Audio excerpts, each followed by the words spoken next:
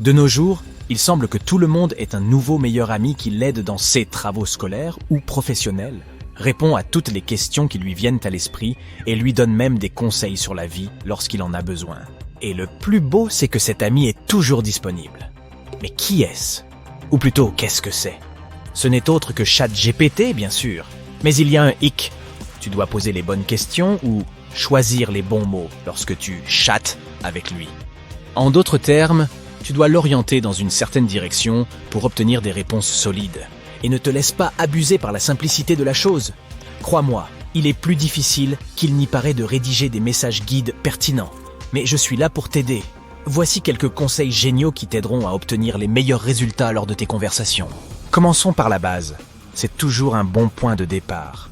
ChatGPT est intelligent, mais il ne peut pas lire dans tes pensées. C'est pourquoi tu dois être aussi clair, précis et concis que possible dans tes questions ou tes instructions. Cela l'aide à mieux comprendre la portée de ta demande et donc à fournir des réponses plus pertinentes. Par exemple, parlez-moi de l'exercice physique n'est probablement pas une bonne question qui vous permettra d'obtenir une réponse détaillée et satisfaisante. Il est préférable de demander « Pouvez-vous me dire quels sont les avantages de l'exercice physique pour la santé ?»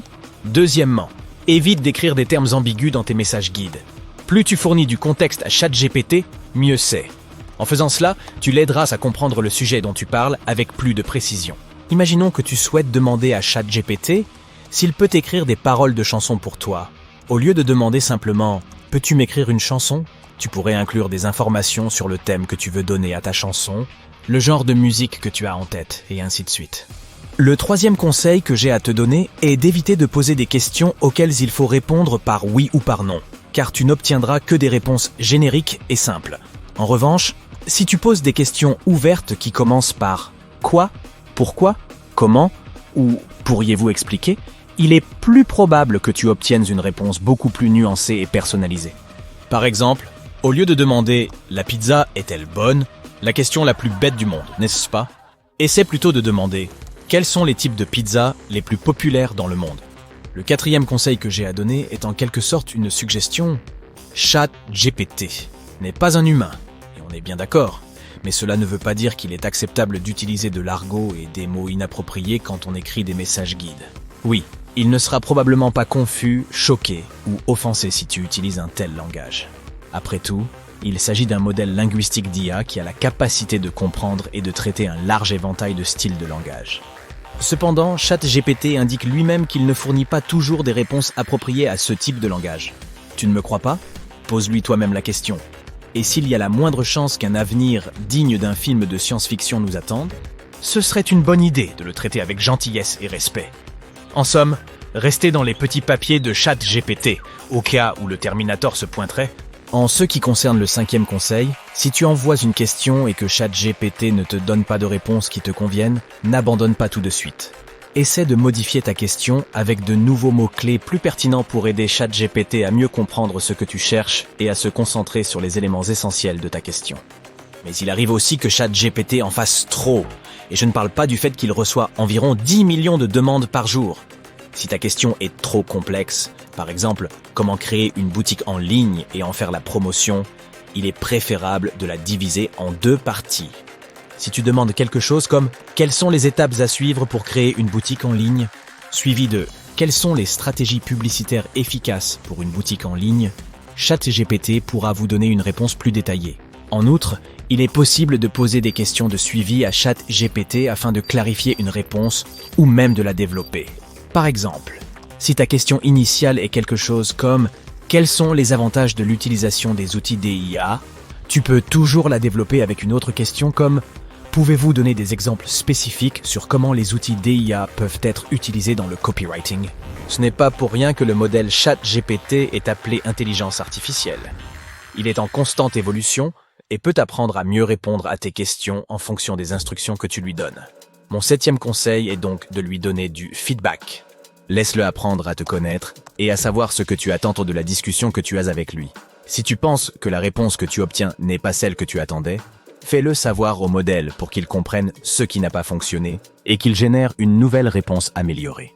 Par exemple, disons que tu as demandé à ChatGPT de créer un message sur les médias sociaux à propos d'un produit que tu vends et tu penses que la réponse que tu as reçue manque d'un ton sincère, tu peux le dire clairement à ChatGPT pour qu'il puisse régénérer le texte pour toi. Mais n'oublie pas d'être toujours aimable. Recevoir une critique sévère n'est facile pour personne. Promets-lui peut-être de lui envoyer du chocolat. Mon 8e conseil est de ne pas avoir peur d'expérimenter. Tu ne peux littéralement pas te tromper. Ce n'est pas comme si tu ne pouvais poser qu'un nombre limité de questions à ChatGPT. Donc, si tu te sens bloqué ou ennuyé, laisse ChatGPT t'inspirer.